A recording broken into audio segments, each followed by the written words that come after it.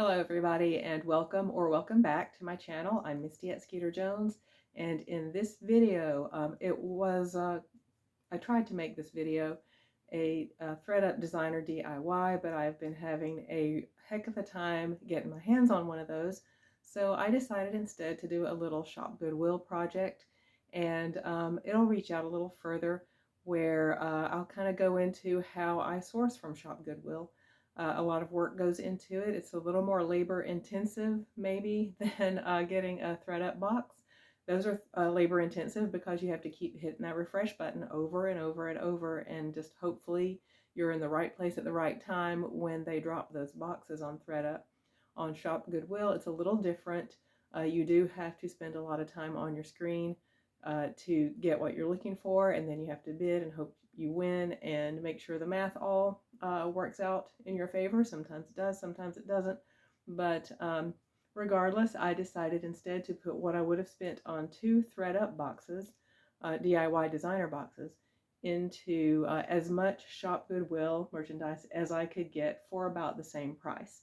So I'm going to unbox those today and we'll see what I get. And in a later video, when I finally get my hands on a thread up designer DIY, I'll go through that and then see how the comps compare between the two and see which one was more worth my time. So let's dive right into it. Here is a shot of the 3 boxes that just came this week, and there are some new to me brands in there, and I did a good bit of research, and I think, at least for one item, I think it's going to pay off kind of big, hopefully, fingers crossed. But let's dive right in. Okay, so I'm on the floor now in the room where I keep my inventory and things. You probably saw behind me in the opening shot my purses, which are on this shelf here, and then behind me right now is my, I guess my inventory system, which consists of a lot of corrugated cardboard banker's boxes. So maybe when I'm a little bigger I might graduate to a more sophisticated system, but that works for me right now. But let's open up these boxes from Shop Goodwill and see what I got. I know what I got, but let's show it to you. The first one is the lightest one right here. I'll be standing for the rest of the video. I just wanted to give you first looks as I open them, and I had to get down on the floor for that because I don't really have a desk that I can work at right now.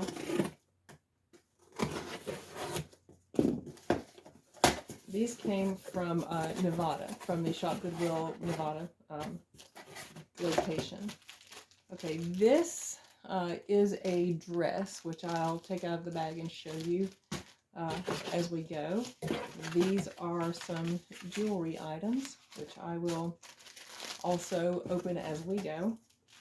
There's not a, I'll show you the totals later because it looks like I did not put a packing slip in there that shows the total for this order.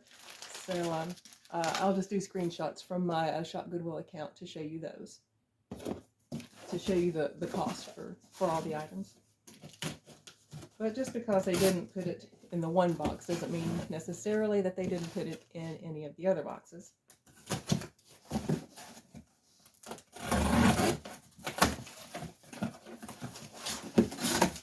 Okay, oh great, this is the new to me item. I'm almost certain that's what this is. Can't wait to show everybody that. I gotta remember to lean forward and stay in the shot. So anyway, this is a bag that I can't wait to show you as well. I think I'm going to save that new to me item. That's going to be the big payoff item, I believe, and I think I'll save that one till last. I have to remember to look at the camera instead of at the screen. So it'll look like I'm looking at you as you're watching the video. I just realized that I've been looking at the screen a lot instead of at the camera, so I'll try to get better about that. These are some shoes, and these are as well. I've got 2 pairs of shoes, and this is a men's shirt. I don't really sell many men's items, but this one time I went ahead and got this one, and you'll probably understand why when I show you what it is. Let me shift the camera view and stand up and go through all these with you. Okay, so here we are with take 2. because the first time around I had my glasses on and you could not see my eyes because of the reflection of the light in my glasses. So I am recording take 2 right now.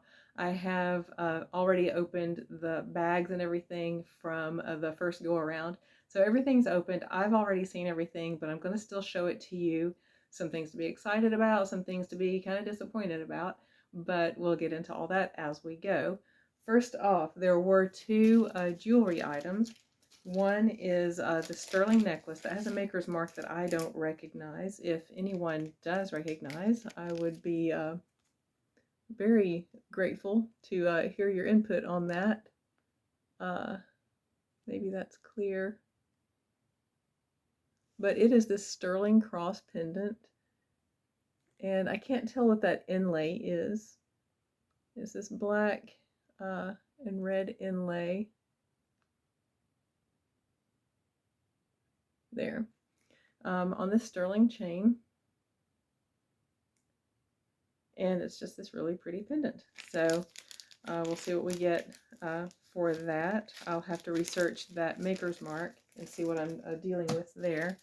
Next is this unbranded sterling bangle. It looked sterling in the picture, and I took a gamble on it, and in person it actually looks sterling as well.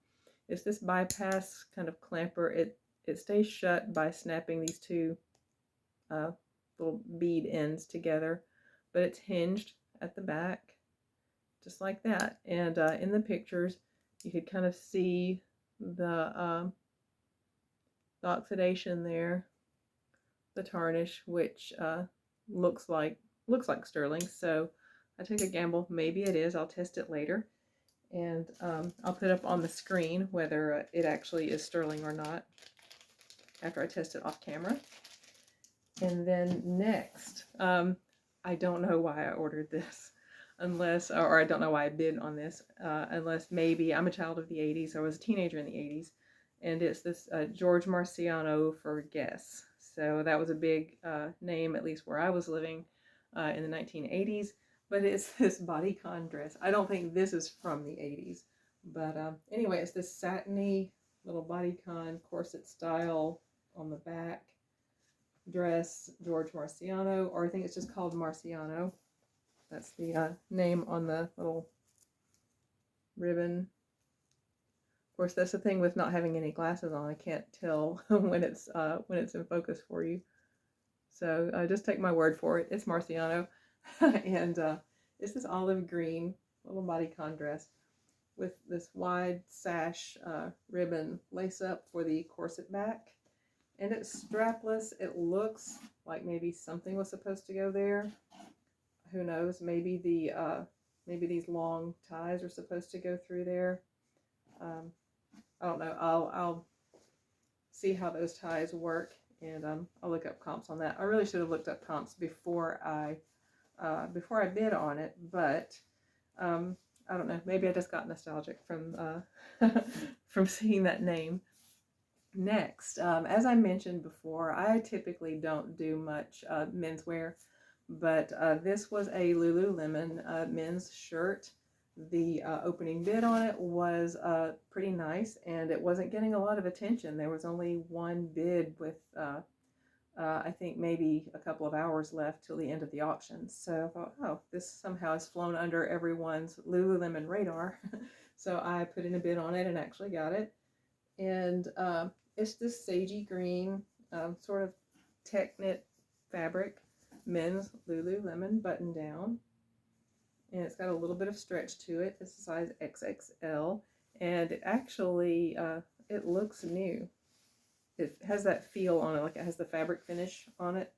So it feels like it hasn't ever been washed and looks like it has not been worn. We'll see. Next, I have 2 pairs of shoes, and there's a story about this, especially since they're both Nikes. You have to be really, really careful when you're ordering athletic shoes, particularly on shopgoodwill.com, because sometimes the photographs are just not as descriptive as I feel like they should be. I ordered a pair of Nikes at one time, or bid on and won a pair of Nikes, Ended up paying about $40 for them because they had a resale value of about $300 to $400.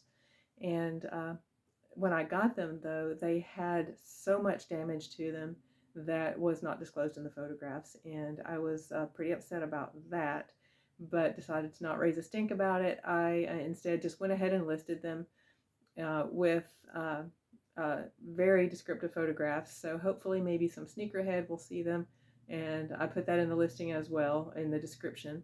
So maybe they will want to rehab those and make them into a project. I'm only looking to get back what I spent on them. So hopefully they'll sell. I've had them for a while, but especially since that happened, I was kind of surprised at myself for finding myself bidding on shoes again. And it's Nikes again. These LeBron Christmas Nikes from 2011. And they actually looked nice in the photographs, but those last ones that I got burned on looked nice in the photographs as well. But these actually I was really pleased with. Keep in mind I've already seen these things because this is take two. I was really pleased with these. The pictures were very accurate on these. This is one place to look on sneakers, is this back heel area where somebody can slide their foot in and out. That can wear pretty quickly, but it looks nice. The foot beds look really nice and clean. You can tell that they have been used, but the bottoms haven't sustained any damage really. It looks like they've only been worn on carpet maybe, because this part here is still clean and shiny. It hasn't been nicked up like it's been, walked around on the street. So we'll see what I get for those. These have really nice comps. I cannot remember off the top of my head what the comps were. You have to do a lot of research when you are bidding on things at Shop Goodwill. So I did do the research. I just don't remember off the top of my head what the resale value is on these. But I will look it up before I post the video, and I'll put it on the screen. But those were good. And then one other pair of, again, Nikes.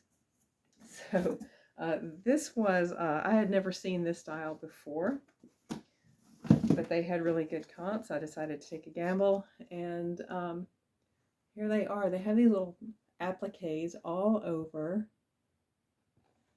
Really, really cute.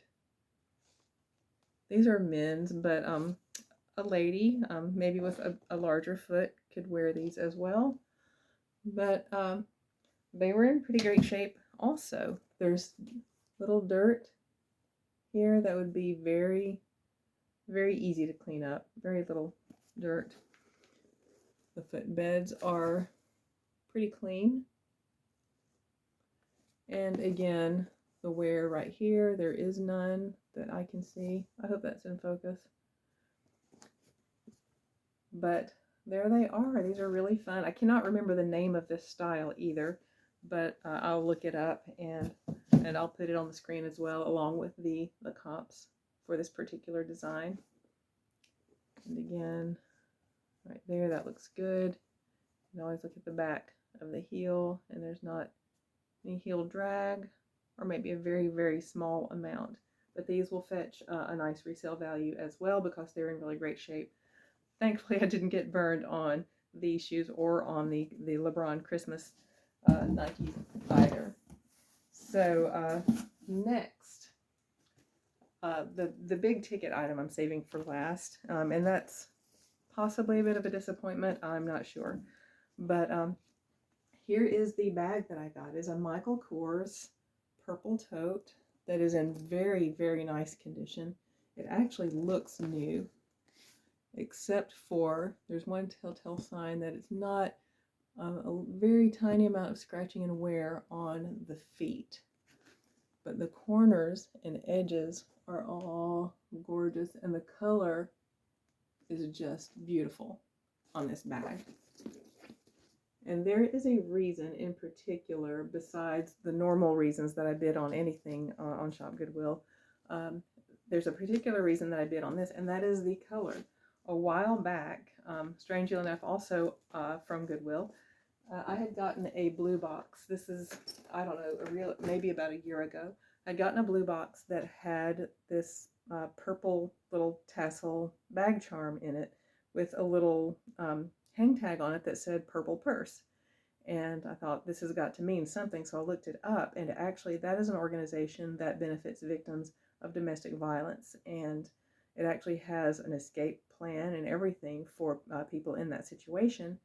And so I thought one day I am going to find a purple purse and I'm going to put that charm on it. And then the proceeds of that purple purse sale, whatever I get from this, will go to that organization. The proceeds of the sale of this bag, and I'll attach that that charm to it. And actually, I'm going to step off frame for a minute and get that. Well, I thought I was going to get it, but I couldn't find it.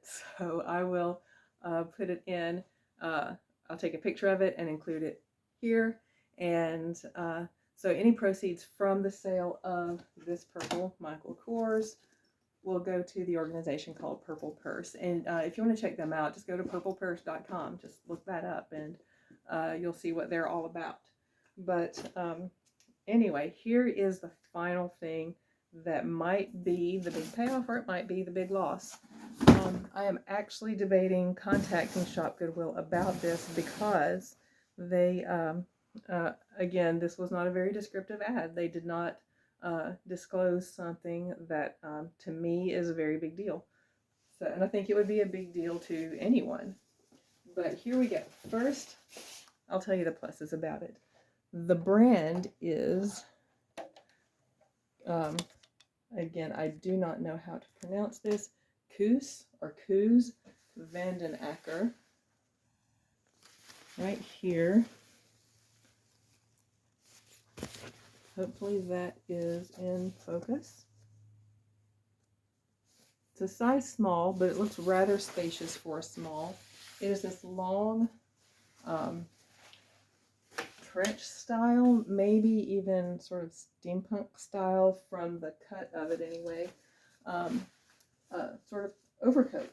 And it's got this little vest part to it here, which is attached. It's not separate, it's attached. And it feels like it's made of silk, but I could not find a fabric content tag anywhere on it. So I can't say for sure if it's silk. I believe it is, though. Little elasticized sleeves. It has these big sweeping pleats on the side with these enormous pockets. But this detail, they are well known for these long coats, and these go for multiple hundreds of dollars. So I paid up for it. I paid $78 for this. And there it is. But the one thing about it is that where I feel like they did not disclose it. They did say there was an odor about it, and I thought maybe maybe it had been in a home with a smoker, or maybe, who knows, some fabric finishes sometimes will have a smell to them. So I thought I can just have it cleaned, and I'll still be able to, with paying for this and paying to have it cleaned, I would still come out on top with the resale value that this carries. However, there's this on the inside. It looks on camera probably just like some fading, but it actually has a feel to it. There is something on here, and that is what the smell is coming from. And I don't know what this is. It wasn't disclosed that there was something all over the inside of this coat. So all that was disclosed was that there was an odor. So I may contact them about that and see what they will do, if anything. But there is that. I'll put the comps on the screen for this one. But these go literally, some of these go for upwards of $600. So they have a very big fan following. Apparently, I had never heard of this brand before I happened across this on Shop Goodwill. So we'll see what happens with it. Okay, so here I am to explain what actually ended up happening with that coat.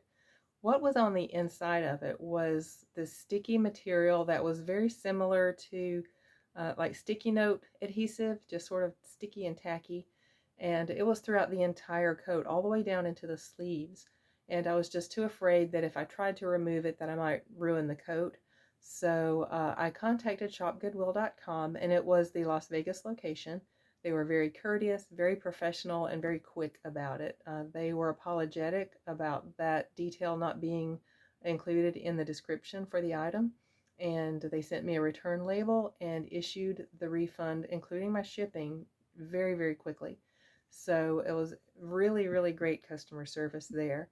And just a little bit about that coat. That brand, that Koos Van den Acker, I found so much more out about it. Every piece they have is like artistry. It would fit easily into the art to wear category. And they have not just coats, they have long coats and short ones, dresses, sweaters, you name it. But everything they make is just artistry. You can tell a lot goes into it. It's very sort of flamboyant, unique, and just very artsy looking. So be on the lookout for those. Comps from dresses, or comps on dresses and sweaters and things like that start around $100. These long coats are anywhere from around $400 and up. Most of them were in about the $600 to $800 range. So definitely something to look out for when you are outsourcing. Just wanted to give you that little update, and then now I'll say thank you for watching, and please hit the thumbs up if you enjoyed the content, and subscribe if you haven't already. Share it with somebody else who you think might also enjoy it, and leave a comment. I really like interacting with my viewers and subscribers in the comments section. Thanks again, and I will see you in the next video. Bye!